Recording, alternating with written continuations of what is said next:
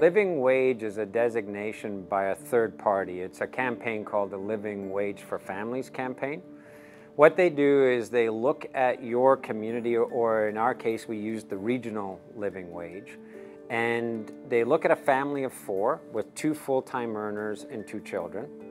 What it would cost that family of 4 to live in your community, but not just survive in your community, to be able to actually participate in the community.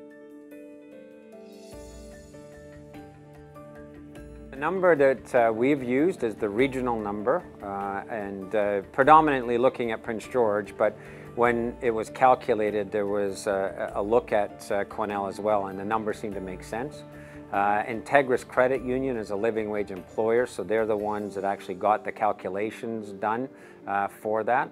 And the number is determined by how much it costs to pay for accommodation, transportation, food, basic living needs, so school supplies and clothing, etc. And then over top of those basic needs, how much do you need to be able to put away to cover off emergencies or maybe a vacation, so a little bit of savings, and then some disposable income to participate in recreation activities or community activities, and to be able to purchase extra things in your local economy. We're $16.52. New Westminster, I believe, is $20.50 odd cents. I think Vancouver proper is around the $22 mark. The biggest difference between all of us is housing. Housing is a major component of cost.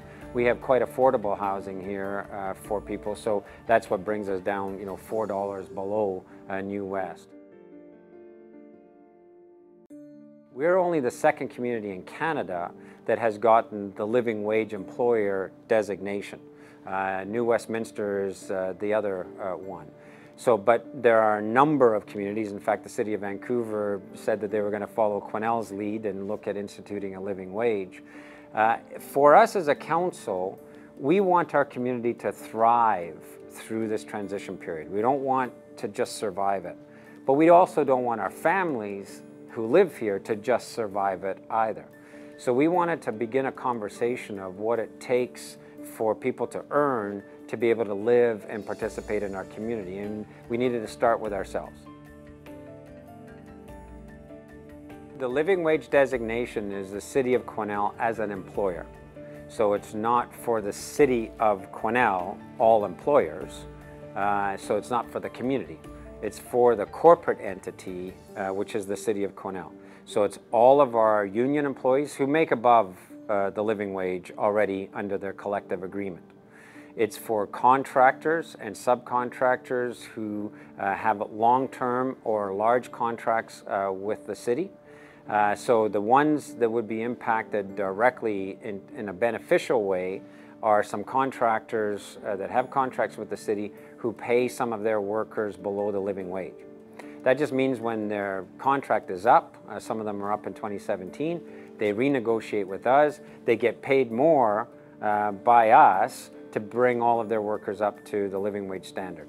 We looked at that, and it's a nominal cost to us to do that, because for the majority of the people who work for the city, either under collective agreement or contract, they're already above the living wage.